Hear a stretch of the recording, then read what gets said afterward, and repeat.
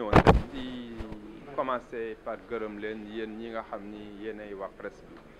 di gërëm aussi population wu Saint-Louis autorité administrative yi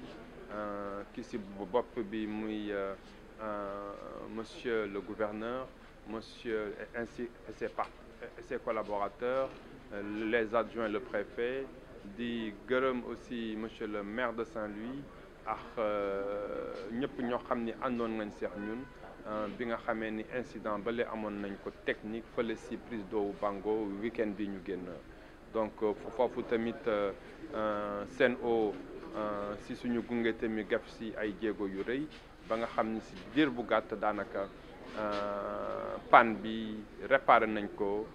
ay camions lu mat 30 camions citernes indi nañ ko fii ci Ndar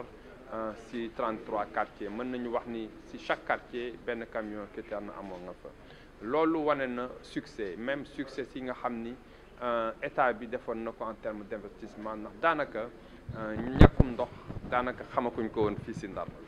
loolu li ko waraloon mooy président de la République Macky Sall moo fi indi woon programme bi ñuy wax le PEPAM moom moo waraloon ñu yokkoon usine xor yokk tabax château d'eau bale bi nekk ci Labar ak yeneen prise fële ci prise d'eau Bango loolu investissement yooyu toll woon na ci juróomi milliards ci suñu xaalis 2016 2017 bi ci lañ ko fi defoon tey gis nañ ni daanaka même bu fekkee ni Ndar amatul jafe-jafe ndox wante bu ñu deful si rien n'est fait ni ko tubaab di waxee toute chose étant égale par ailleurs fii ak at dinañu commencer gën a yëg jafe-jafe ndox fii ci Ndar moo tax gouvernement bi anticipé président de la République ñaax ministre gi mu dénk waa wàllum ndox ne ko il faut que ci gox-goxaatu Sénégal yëpp ñu mën a jël ay mesures pour anticiper ci wàllum pour sécuriser ndox mi pour mën a jëm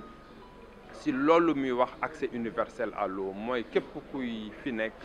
nga mën a jot ci ndox fépp foo nekk ak saa soo ko soxlaa moo waraloon depuis 1 an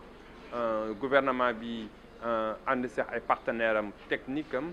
waa Banque européenne pour indi ay financement fële sa Kolda Kaolack ak fii ci Ndar ci Ndar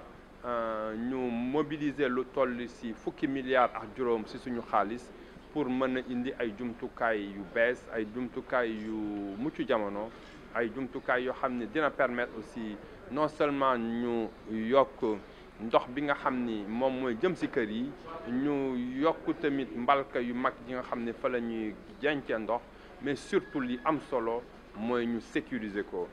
dafa nekk usine bu indépendante une ligne de transfert également bu indépendante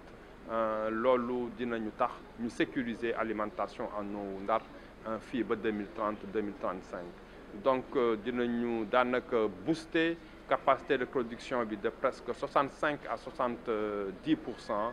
Donc fi nga xam ni y a 5 ans gouvernement bi investiroon na fa 5 milliards tey 15 milliards yokk nañ ko pour booster la capacité de production et de stockage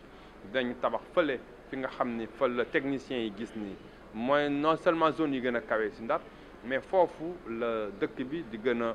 yokkoo muy côté Sànnaar côté Ngalel côté Makatoubé côté Diougop ak goxaat yi nga xam ni war na Ndar yëpp liggéey bi dina am daanaka ñaar fukki weer ak ñeent parce que du liggéey bu ndaw wante tamit ki liggéey bi dañu gouvernement bi daf ñu sant ci jógalu ministre bi pour ñu gën a waxtaan ak askan wi ndaxte koo xam ni moom nga war a liggéeyal il faut ngeen gën ci déggoo moo waral ñuy doon tey def CRD bi pour concerter wu ak partie administrative ak autorités yi nga xam ni ñoo nekk fii ci Ndar mais surtout aussi ak population yi ndax dinañu poser ay kilomètres ci ay conduites yu mag a mag loolu tamit dina impacter ay nit mais fi ñu koy poser tamit gañ fay fekk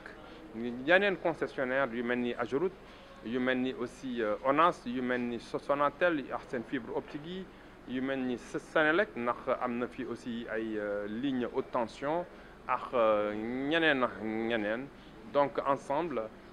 ñu jéem a xool naka la ñuy mën a organiser woo ba nga xam ni tamit surtout ñun ñëpp ñu ngi ci service public pour que li nga xam ni moom yéene bi président de la république am ci askan wi ñu mën ko matal ci diir bi nga xam ni moom la ko ci sopp pour que population yi en tout cas accès universel à l'eau mën a nekk une réalité. bi ñuy dundee incident bi nga xam ne moom lañ gisoon fan yële mooy weekend bee passé mu nekkoon incident boo xam ne dafa taxoon ba kër yi am na yoo xam ne amuñu woon ndox waaye ci ndimbalal yàlla ak aussi ndimbalal population bi jàpp na ci ñu ngi leen ci sant bu baax di leen ci gërëm ndax bi ñu amee information bi ñoom li ñu war a def ak taxawaay bi ñu war a taxawee nañ ko mooy xam nañ ne lii ndogal la nangu nañ ko ñu jéem a seet nag ay solution ba ndox am zone yu nga xam dañ daan toog duñu am ndox mais bi ñu ubbee château d'eau bee nga xam ne mu ngi nekk ci Lebar ba pare ñu yokk ndox mi ni nan lañ koy jëlee ci prise d'eau bi nekk Dakar Bango ba pare yokk yi tamit usine traitement ndox mi mu amoon ndox mu bare mi nga xam ne mu ngi doon ñëw wante bi ñuy def loolu yi tamit ci population bi ni mu toll woon la ñu ko xayma woon xëy na ak quelques années plus tard mais mbir mi dafa tar ndaxte population bi ni muy yokkoo dafa trop ba pare dëkk bi ni ñu koy defarewaat urbanisation tabax yu kawe yeeg yooyu yëpp tax na ba nga xam ne ñu commencé woon di dund lool bi ñu ko commencé dund président de la république ak ay service am xalaat ni nun kat ñii dañ leen war a defal lu nga xam ni xëy na daañu ci mën a génn lu yàgg moom moo indi projet bi moo tax nun waa Ndar dañ leen see gërëm di leen sant bu baax te teel nañu ka nas bi ñu koy nas ba nun sax nun nu jot ci waxuma la nun mais population à la base jot ci booba lii am barka démb amul woon kon ñu ni du lii tax ñu def ka mais dañu xalaat ni population bi nar na gën a tar kon nar na gën a tar ci ñoom kon nañ leen defaral lu nga xam ni daañu ci génn lii ñu wax nag ni moom la ñuy def nun dañ ci sant yàlla wante foo fekk liggéey bu ngande dana am ñu nga xam ni daañu ci am ay lu nga xam ni daf leen di gaañ loolu nag nun dañu taxaw ak ñoom pour ñu xalaat naka lan koy defee ba nga xam ne ñooñu duñu ci yëg lu bare looloo tax bi projet bi génne rek mat na léegi ñaari weer maire def na benn arrêté bu nga xam ni mairie bi ak service technique dañ ci ànd ak population yi nga xam ne ñoom ñooy impacté pour ñu xool waxtaan naka la ñu mën a defee projet bi ba nga xam ni gaañu du ci am wala bu ci amee yi tamit du bare loolu yi tamit dañ ci sant yàlla ndax teel nañ ñu wax teel nañu fagaru ba nga xam ni daanu mën a ànd ak ñoom ci liggéey bi te di gërëm aussi population bi comme niñ koy waxee léegi ci seen xaar ak seen muñ bi nga xam ne ñoo ngi koy def envers liggéey bii ñuy def yëpp jërëjëf